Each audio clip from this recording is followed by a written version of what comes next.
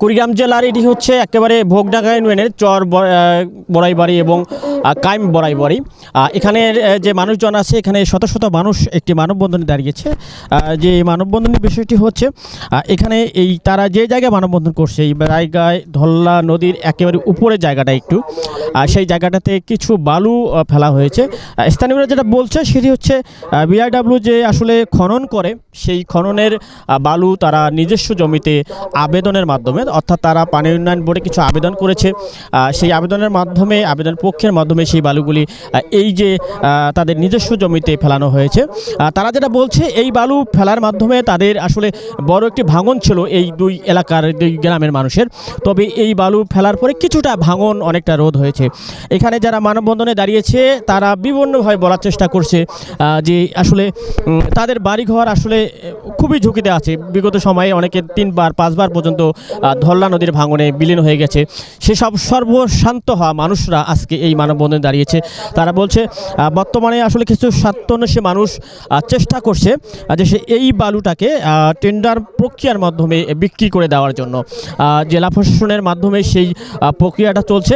তবে আজকে তারা এই মানববন্ধন করে বলার চেষ্টা করছে যে আসলে জেলা প্রশাসন মহোদয় থেকে শুরু করে যারা এই সংশ্লিষ্ট কাজের সঙ্গে জড়িত, তারা যেন অন্ততপক্ষে এই মানুষগুলির কথা বিবেচনা করে তাদের যে সিদ্ধান্ত আছে সেগুলি পরিবর্তন করে। অর্থাৎ যে টেন্ডার প্রক্রিয়ার কথা চলছে, সেই টেন্ডার প্রক্রিয়া থেকে সরে এসে জেলা প্রশাসন এই মানুষগুলো, অসহায় মানুষগুলোর জীবনযাপনের, অর্থাৎ তাদের ফসলি জমি, তাদের বাড়িঘর রক্ষার্থে কাজ করবেন, এমন কথাগুলি এখানে কিন্তু বলছে। ঘণ্টাকে ব্যাপী এই মানববন্ধন চলছে। এই মানববন্ধনে এই এলাকার মানুষ ব্যাপকভাবে তারা সেই আলোচনাগুলি করছে এবং তারা বলছে যে আসলে যদি সেই প্রক্রিয়াটি আসলে সত্যি হয় তাহলে তাদের জীবনে বড় একটি ঝুঁকি আসবে এবং সেই ঝুঁকিতে জেলা প্রশাসন থেকে শুরু করে যারা এই কাজের সঙ্গে আছে তারা যেন না নেয়। আমি এখানে যারা মানববন্ধনে আছে তাদের দুই একজনের সাথে একটু কথা বলবো যে এই যে মানববন্ধনে দাঁড়িয়েছেন আসলে ঠিক কেন দাঁড়িয়েছেন, আসলে কি বলতে চান আপনারা? এখান দিয়ে বলতে চাই যে আমরা এই বালুগুলো নিছি এই বাড়িগুলি রক্ষা করার জন্য।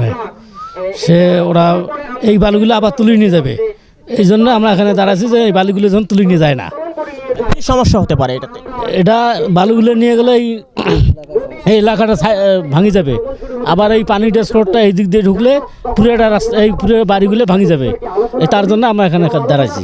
আমি আরেকজনের সঙ্গে একটু কথা বলবো যে এই মানববন্ধনে দাঁড়িয়েছেন, আসলে আপনার দাবিটা কি, আসলে কাকে কি বলতে চান আপনারা?